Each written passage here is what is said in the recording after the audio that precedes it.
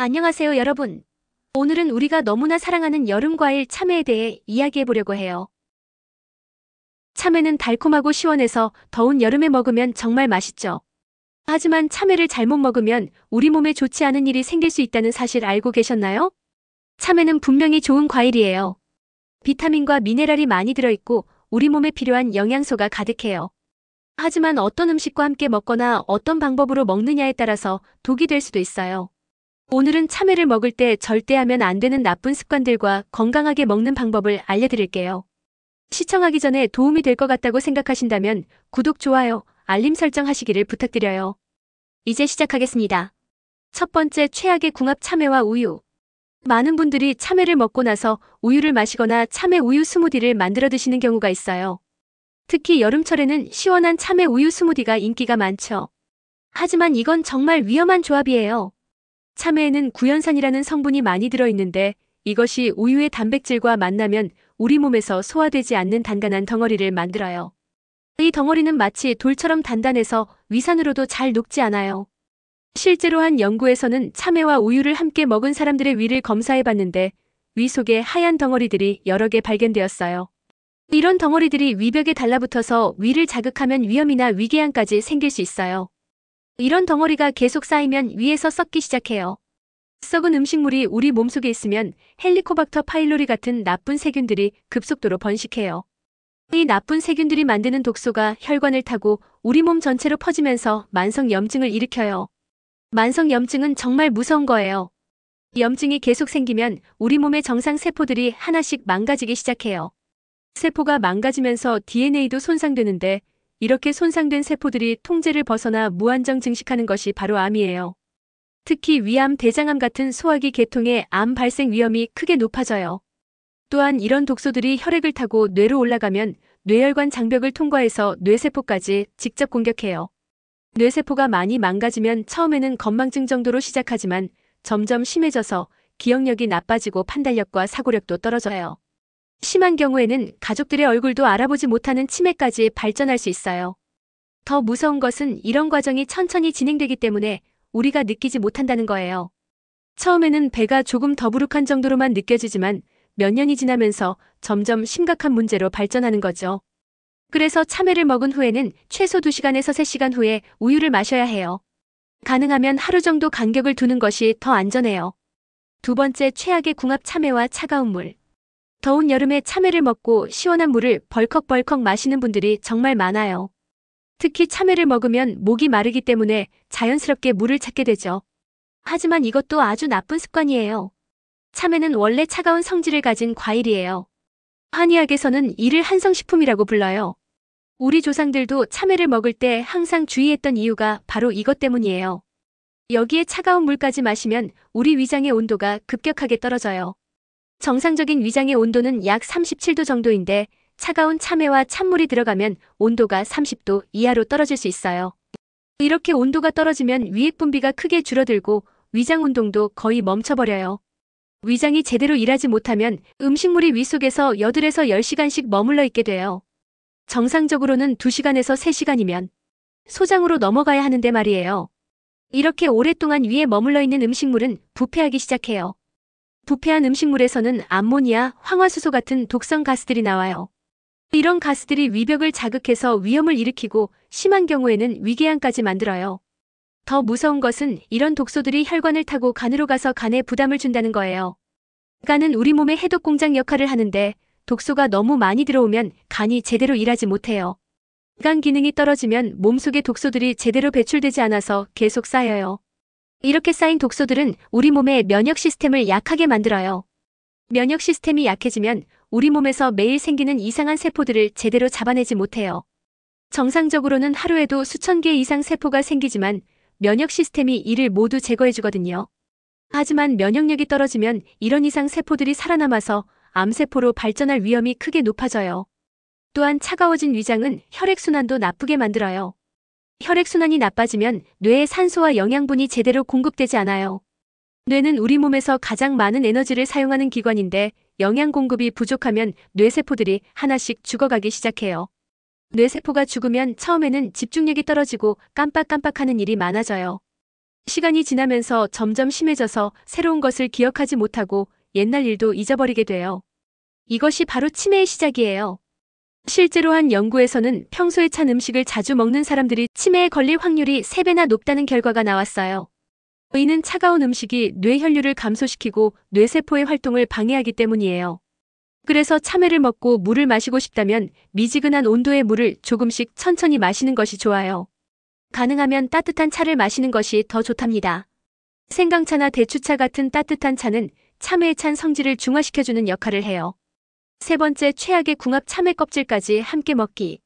요즘 많은 분들이 과일 껍질에 영양분이 더 많다는 말을 듣고 참외 껍질까지 함께 드시는 경우가 늘어나고 있어요. 인터넷이나 TV 건강 프로그램에서도 과일 껍질의 영양소에 대해 자주 이야기하죠. 하지만 참외 껍질째 먹는 것은 정말 위험한 일이에요. 현재 우리나라에서 재배되는 참외의 90% 이상이 농약을 사용해서 키워져요.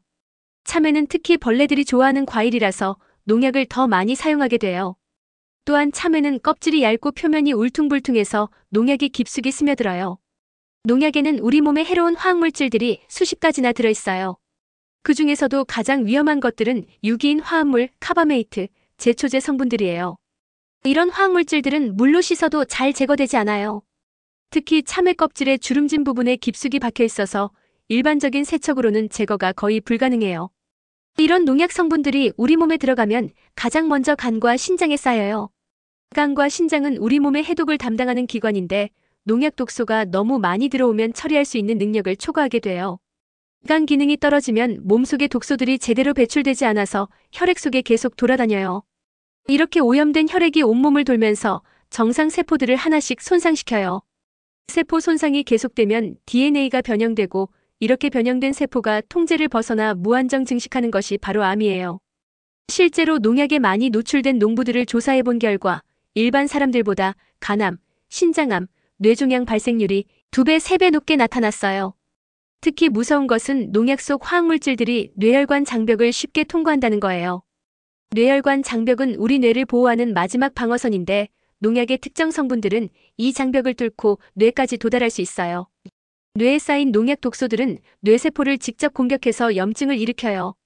뇌염증이 계속되면 뇌세포들이 죽어가면서 기억력과 판단력이 점점 떨어져요. 더 심각한 것은 농약 독소가 뇌의 신경전달물질 생산을 방해한다는 거예요. 특히 기억과 학습에 중요한 아세틸콜린이라는 물질의 생산을 크게 감소시켜요. 아세틸콜린이 부족하면 새로운 기억을 만들지 못하고 기존의 기억도 점점 잃어버리게 돼요. 이것이 바로 치매의 핵심 메커니즘이에요. 한 연구에서는 농약에 자주 노출된 사람들의 뇌를 MRI로 촬영해봤는데 정상인보다 뇌 부피가 평균 15% 정도 작아져 있었어요. 이는 뇌세포가 그만큼 많이 죽었다는 뜻이에요. 또한 농약 속 중금속 성분들은 한번 몸에 들어가면 10년에서 20년간 축적돼요. 이런 중금속들은 활성산소를 많이 만들어내서 세포 노화를 가속화시키고 혈관벽을 손상시켜서 뇌졸중 위험도 높여요. 그래서 참외를 먹을 때는 반드시 껍질을 깨끗하게 벗겨내고 과육만 드세요. 껍질을 벗기기 전에는 굵은 소금으로 문지르면서 흐르는 물에 최소 5분 이상 깨끗하게 씻는 것도 잊지 마세요. 가능하면 친환경 인증을 받은 참외를 선택하는 것이 더 안전해요.